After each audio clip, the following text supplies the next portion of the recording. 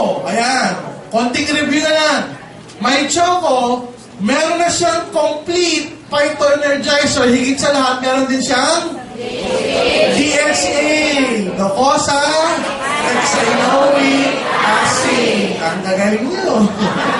So, ito yung pwedeng hot, pwedeng cold, pwede mong i-shake. Yung iba nilalagay ng yellow, sinishake, biniblender, nilalagay nito, tapos sinaserve. Lalo na pag summer, masarap inumin, pambata. Ano nagagawa next? Bukod doon sa nagagawa ng complete Phyto Energizer, chocolate itself. Kaya nga yung babae, minsan, pag binigyan mo yung chocolate, nawawala yung galit. Kaya nga di ba sabi nila, better than chocolate. May mga ganong terminologies. Kasi may kakaibang feeling kapag kumakain ka ng chocolate. May kakaibang feeling, mamaya di-discuss ko. Kasi yung cocoa plant, which is the origin ng chocolates, lahat ng chocolates yan, made with dark, premium, white chocolate galing sa cocoa plant, may antioxidant din, which we call flavonoids.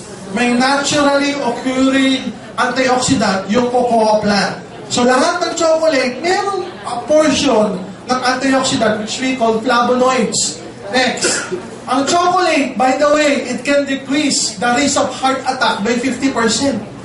Sipin nyo, chocolate pa lang yan, cocoa pa lang yan, 50%, it lowers the blood pressure. What else? It prevents the oxidation ng bad cholesterol ng LDL. Ayan, it prevents platelet clumping. Ano ba? Anti-inflammatory effect din, parang DHA. What else? Improve arterial blood flow, pakita mo na. Enhances action of neurotransmitter like serotonin. Ayan. Help regulate mood and sleep. May effect siya sa mga neurotransmitters o mga messengers sa utak natin. Kaya pag may kumakain ng chocolate, may good feeling. Parang kang inaantok na masarap patulog, parang gumaganda yung pakiramdam mo. The good thing with our product, na My Choco, meron pa siyang DHA na nagsisynergize with that action.